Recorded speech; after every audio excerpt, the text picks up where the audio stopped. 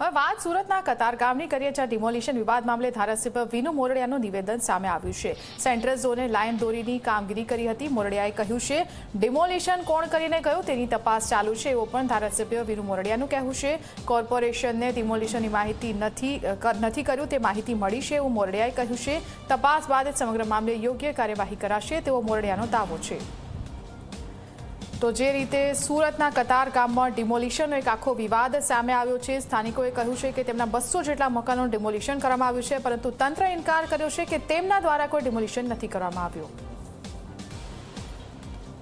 કતારગામ ઝોનના નાસીરનગરમાં ડિમોલિશનની કામગીરી હાથ ધરવામાં આવી હતી, પરંતુ આ ડિમોલિશન કોને કર્યું છે તે હજુ સુધી જાણી શકાયું નથી. આપણી સાથે ધારાસભ્ય વિનુભાઈ મોરડિયા જોડાયા છે.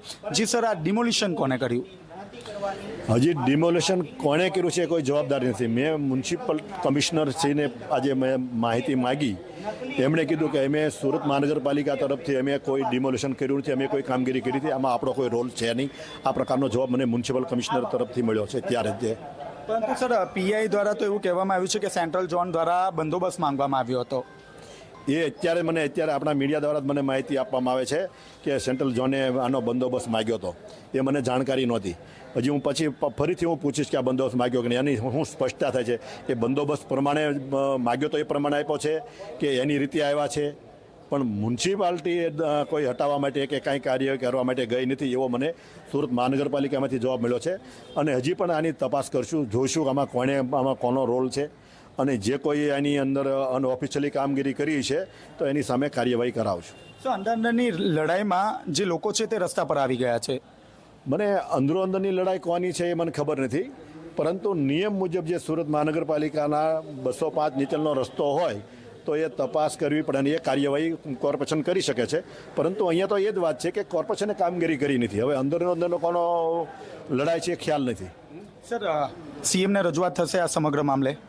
હું પહેલાં લોકલ મારી માહિતી હજી હું માગતો રહું છું. હજી જેમ મ્યુનિસિપાલિટી પાસે માગી છે એમ પોલીસ કમિશનર પાસે માગીશ. જરૂર લાગે મને સંતોષ જ્યાં સુધી નહીં થાય ત્યાં સુધી હું આગળ એની માહિતી માગતો રહીશ, અને જરૂર જણાશે યોગ્ય નહીં થઈ હોય તો હું એની સામે કાર્યવાહી કરવાની પણ માંગ કરીશ. સર, છેલ્લો સવાલ. ડિમોલિશન થયું છે, એકબીજા પર ખો છે, શહેરી વિકાસ મંત્રી આપ રહી ચૂક્યા છો, તો નોર્મ્સ શું છે એના? નોર્મ સ્પષ્ટ છે કે સુરત મહાનગરપાલિકા તે કોઈ પણ મહાનગરપાલિકાનો પોતાની જગ્યા હોય તો એનો જ કબજો લઈ શકે છે, અને એની જે નોટિસ આપવાની હોય નોટિસ આપતી હોય છે, નોટિસ આપીને એનો કબજો લેતી હોય છે. અત્યારે જ્યારે આ વાત એ છે કે મહાનગરપાલિકાએ કબજો જ નથી લીધો, આ સ્પષ્ટ જવાબ છે. તો એમાં નોર્મ્સ મુજબ તો નોટિસ આપવી પડે, કબજો લેવો પડે. કબજો જ મ્યુનિસિપાલિટીએ નથી લીધો તો નોટિસનો પ્રશ્ન પછીને છે. સર, આપ કહો છો કે કમિશનરે કહ્યું છે કે અમે નથી કર્યું, તો પછી 2 દિવસ બાદ સુરત મહાનગરપાલિકાની ટીમ ત્યાં મોકલે છે અને સર્વે હાથ ધરાય છે, તો એનું કારણ શું?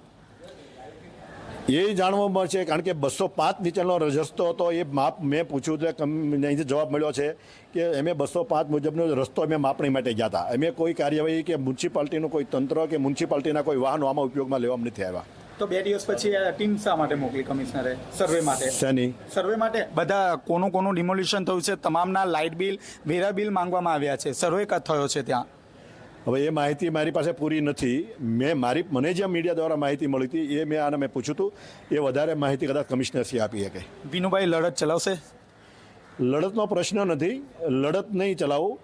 યોગ્ય કાર્યવાહી થવી પડે, નિયમ મુજબ થવી પડે. આમાં કોઈ આમ તેમ થયું છે તો મારી યોગ્ય જગ્યાએ હું રજૂઆત કરીશ. તો આપણે જે રીતે જોયું તે રીતે વિનુભાઈ દ્વારા પણ રજૂઆત કરવામાં આવશે, અને જરૂર જણાશે તો જે તે વ્યક્તિ સામે પણ કાયદાકીય જે પગલાં છે તે લેવામાં આવશે. કેમેરામેન વિજય બેસાણી સાથે ચેતન પટેલ, ઝી મીડિયા, સુરત.